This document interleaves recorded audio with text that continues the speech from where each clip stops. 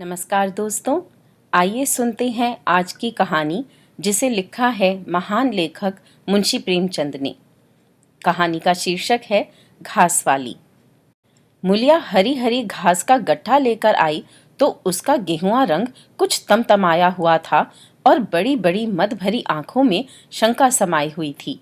महावीर ने उसका तमतमाया हुआ चेहरा देखकर पूछा, क्या है मुलिया, आज कैसा जी है? मुलिया ने कुछ जवाब न दिया। उसकी आंखें डबडबा गईं।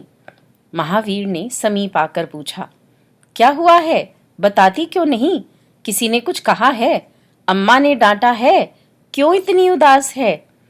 मुलिया ने सिसक कर कहा, कुछ नहीं, हुआ क्या है, अच्छी तो हूं। महावीर ने मुलिया को सिर से पांव तक देखकर कहा, चुपचाप रोएगी, बताएगी नहीं? मुलिया ने बात टाल कर कहा, कोई बात भी हो, क्या बताऊं? मुलिया इस ऊसर में गुलाब का फूल थी। गेहुआ रंग था, हिरण की सी आंखें, नीचे खिंचा हुआ चिबुक, कपोलों पर हल्की लालिमा, बड़ी बड़ी नुकीली पलकें, आंखों में एक विचित्र आर्द्रता जिसमें एक स्पष्ट वेदना, एक मूक व्यथा झलकती रहती थी। मालूम नहीं चमारों के इस घर में वह अप्सरा कहाँ से आ गई थी। क्या उसका कोमल फूल सा गात इस योग्य था कि सर पर घास की टोकरी रखकर बेचने जाती? उस गांव में भी ऐसे लोग मौजूद थे जो उसके तलवे के नीचे आंखें बिछाते थे, उसकी एक चितवन के लिए तरसते थे, जिनसे अगर वह एक शब्द भी बोलती तो निहाल हो जाते। लेकिन उसे आए साल भर से अधिक हो गया, किसी ने उसे युवकों की तरफ ताकते या बातें करते नहीं देखा।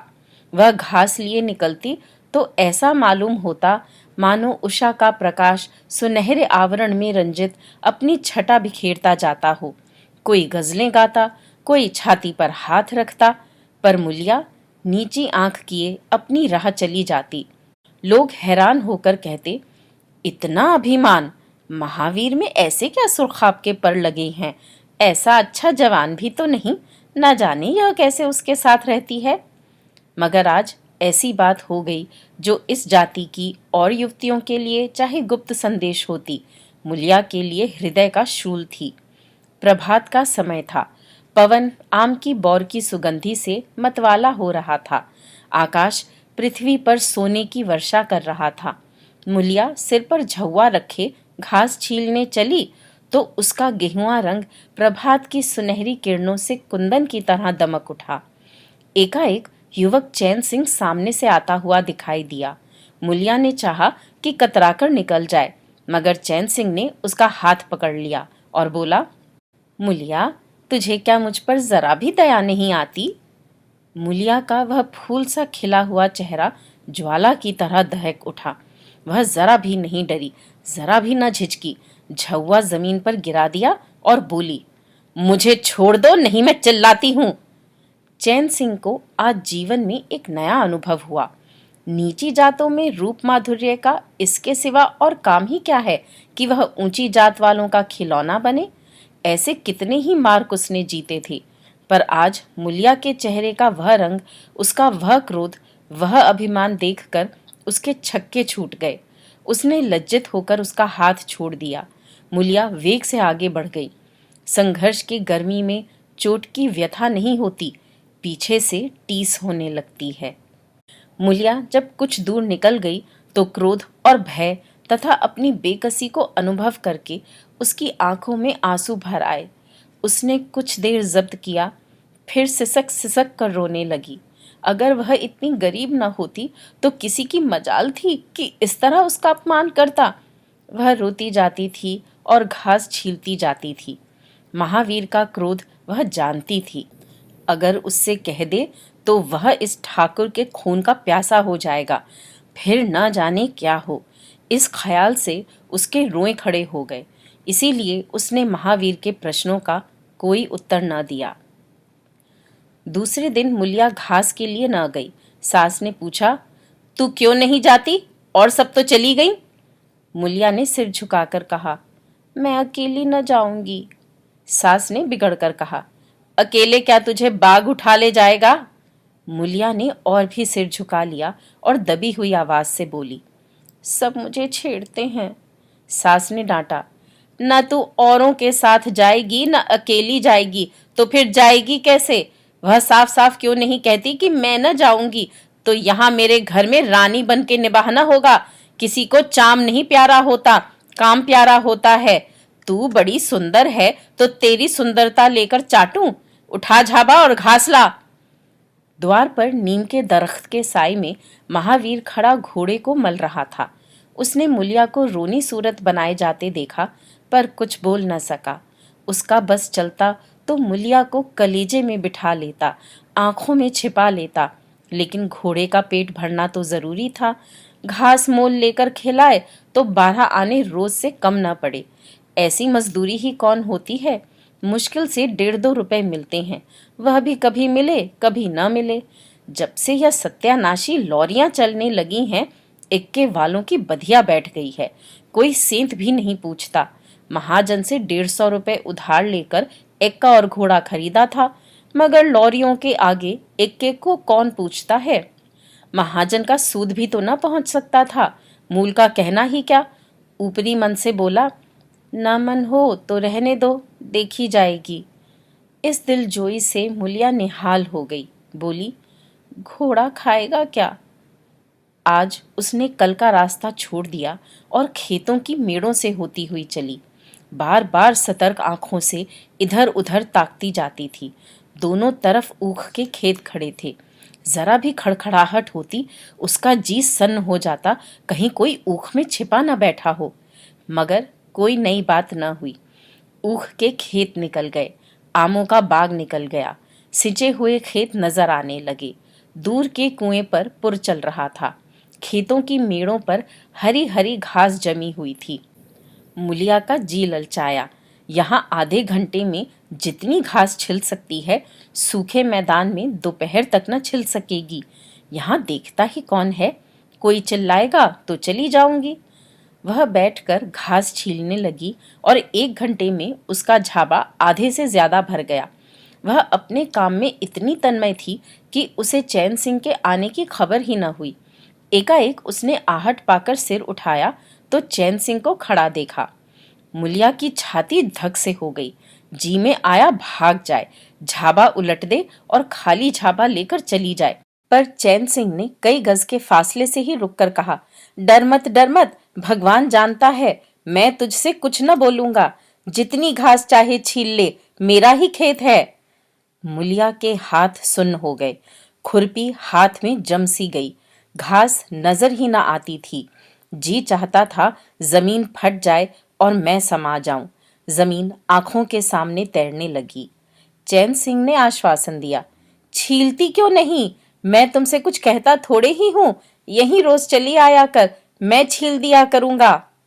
मुलिया चित्र लिखित सी बैठी रही। चैन सिंह ने एक कदम आगे बढ़ाया और बोला, तू मुझसे इतना डरती क्यों है?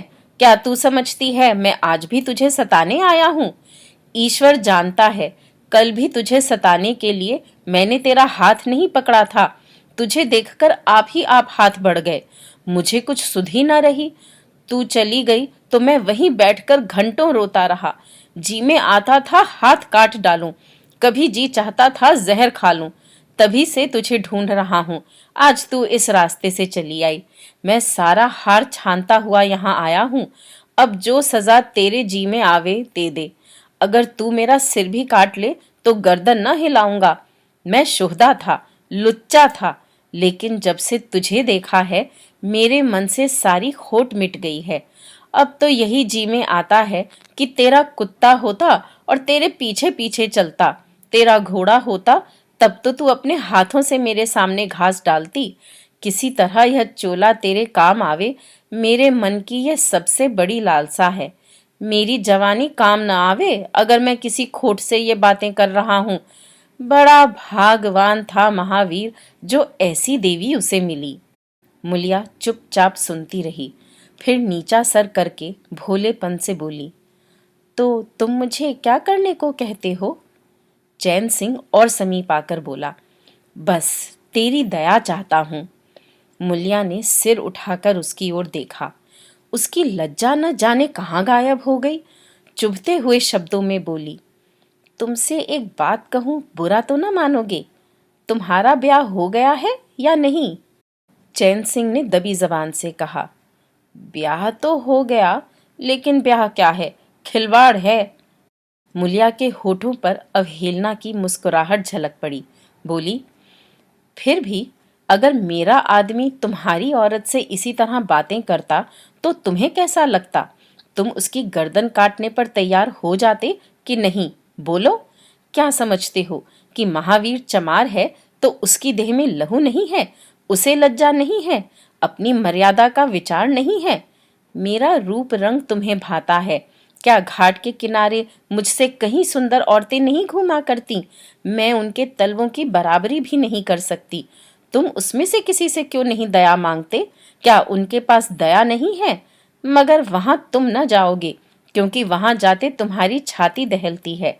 मुझसे दया मांगते हो इसलिए ना कि मैं चमारिन हूँ, नीच जाती हूँ, और नीच जाति की औरत जरा सी घुड़की धमकी व जरा सी लालच से तुम्हारी मुट्ठी में आ जाएगी। कितना सस्ता सौदा है।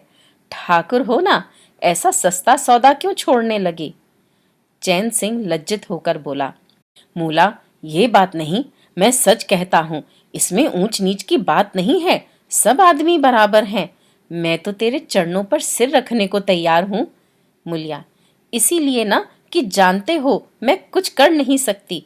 जाकर किसी खतरानी के चरणों पर सिर रखो तो मालूम हो कि चरणों पर सिर रखने का क्या फल मिलता है। फिर ये सिर तुम्हारी गर्दन पर ना रहेगा। चैन सिंह मारे शर्म के जमीन में गड़ा जाता था।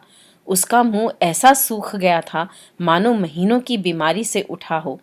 मुंह से बात न निकलती थी।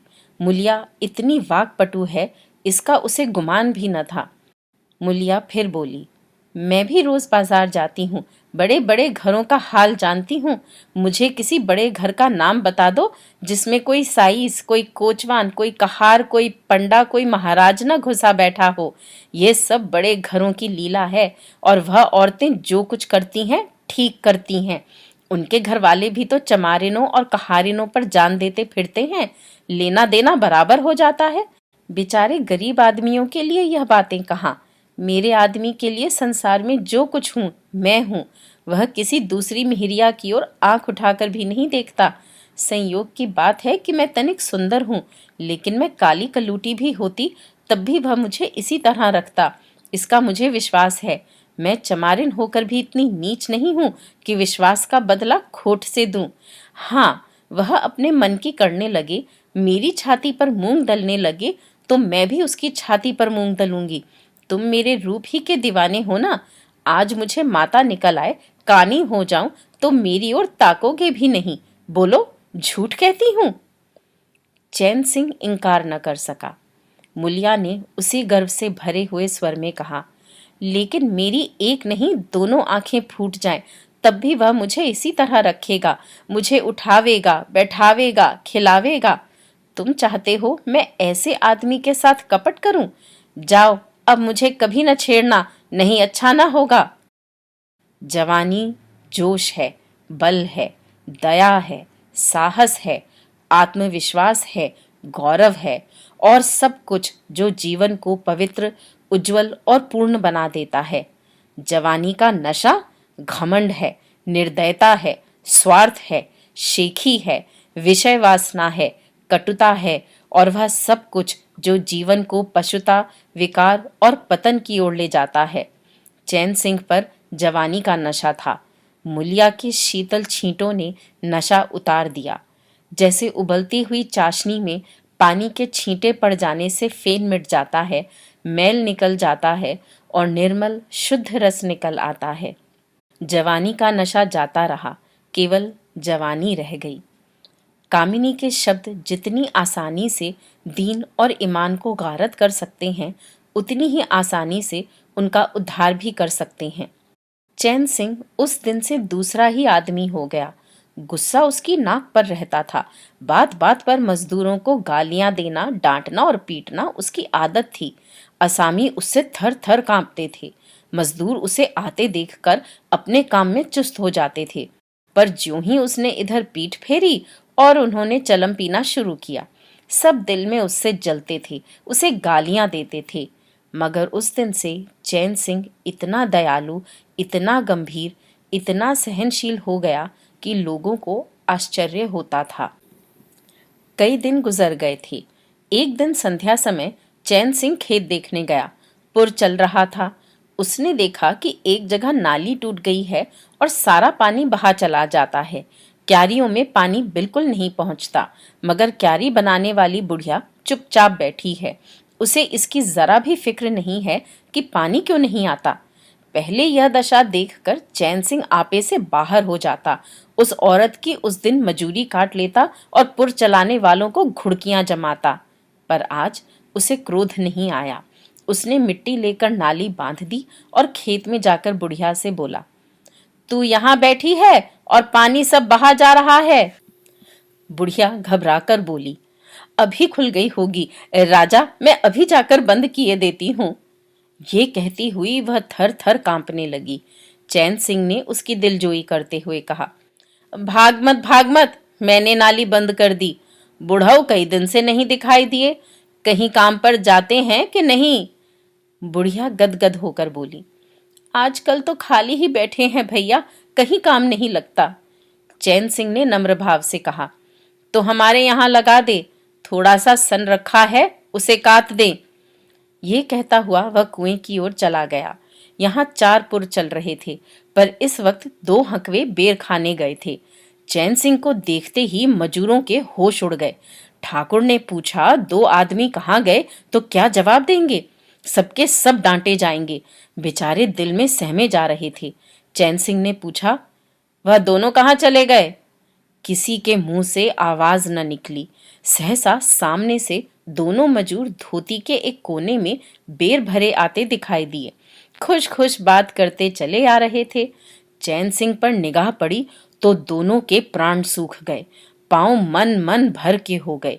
अब न आते बनता है न जाते। दोनों समझ गए कि आज डांट पड़ी, शायद मजूरी भी कट जाए। चाल धीमी पड़ गई। इतने में चैन सिंह ने पुकारा, बढ़ाओ बढ़ाओ, कैसे बेर हैं? लाओ जरा मुझे भी दो, मेरे ही पेड़ के हैं ना। दोनों और भी सहम उठे। आज ठाकुर जीता न छोड़ेगा। कैसा मिठा मिठा कर बोल रहा है, उतनी ही भिगो भिगो कर लगाएगा। बेचारे और भी सिकुड़ गए। चैन सिंह ने फिर कहा, जल्दी से आओ जी, पक्की पक्की सब मैं ले लूंगा। जरा एक आदमी लपक कर घर से थोड़ा सा नमक तो ले लो। बाकी दोनों मजूरों से, तुम भी दोनों आ जाओ, उस पेड़ के बेर मीठे होते हैं, बेर खा लें, काम तो करना ही है। अब दोनों भगोड़ों को कुछ ढारस हुआ। सभी ने जाकर सब बेर चैन सिंह के आगे डाल दिए और पक्के पक्के छांट कर उसे देने लगे। एक आदमी नमक लाने दौड़ा। आधा घंटे तक चारों पुर बंद रहे। जब सब बेर उड़ गए और ठाकुर चलने लगे तो दोनों अपराधियों ने हाथ जोड़कर कहा, भैया जी, आज जान बख्शी हो जाए, बड़ी भूख लगी थी, नहीं तो कभी न जाते। चैन सिंह ने नम्रता से कहा, तो इसमें बुराई क्या हुई? मैंने भी तो बेर खाए। एक आधा घंटे का हरज हुआ, यही ना। तुम चाहोगे तो घंटे भर का काम आधा घंटे में कर दोगे, न चाहोगे दिन भर में भी घंटे भर का काम न होगा। चैन सिंह चला गया तो चारों बातें करने लगे। एक ने कहा, मालिक इस तरह रहे तो काम करने में जी लगता है, ये नहीं कि हर दम छाती पर सवार। दूसरा, मैंने तो समझा आज कच्चा ही खा जाएंगे। तीसरा, कई दिन से देखता हूं मिजाज नरम हो गया है। चौथा, सांझ को पूरी मजूरी मिले तो कहना। पहला, तुम तो हो गोबर गणेश, आदमी का रुख नहीं पहचानते। दूसरा, अब खूब दिल लगाकर काम करेंगे। तीसरा, और क्या, जब उन्होंने हमारे ऊपर छोड़ दिया तो हमारा भी धर्म है कि कोई कसर न छोड़े। चौथा, मुझे तो भैया ठाकुर पर अब भी विश्वास नहीं आता। एक दिन चैन सिंह को किसी काम से कचहरी जाना था। 5 मील का सफर था। यूं तो वह बराबर अपने घोड़े पर जाया करता था, पर आज धूप बड़ी तेज हो रही थी। सोचा एक्के पर चला चलूं। महावीर को कहला भेजा, मुझे लेते जाना। कोई 9 बजे महावीर ने पुकारा। चैन सिंह तैयार बैठा था। चटपट एक्के पर बैठ गया। मगर घोड़ा इतना दुबला हो रहा था, इक्के की गद्दी इतनी मैली और फटी हुई, सारा सामान इतना रद्दी कि चैन सिंह को उस पर बैठते शर्म आई। पूछा, ये सामान क्यों बिगड़ा हुआ है महावीर? तुम्हारा घोड़ा तो इतना दुबला कभी न था। क्या आजकल सवारियां कम है क्या? महावीर ने कहा, नहीं मालिक, सवारियां काहे नहीं हैं, मगर लॉरियों के सामने इक्के को कौन पूछता है। कहाँ 2, ढाई, 3 की मजूरी करके घर लौटता था, कहाँ अब 20 आने पैसे भी नहीं मिलते। क्या जानवर को खिलाऊं, क्या आप खाऊं। बड़ी विपत्ति में पड़ा हूँ। सोचता हूँ इक्का घोड़ा बेच बाच कर आप लोगों की मजूरी कर लूं, पर कोई गाहक नहीं लगता। ज्यादा नहीं तो 12 आने तो घोड़े ही को चाहिए, घास ऊपर से। जब अपना ही पेट नहीं चलता तो जानवर को कौन पूछे। चैन सिंह ने उसके फटे हुए कुर्ते की ओर देखकर कहा, 2-4 बीघे खेती क्यों नहीं कर लेते?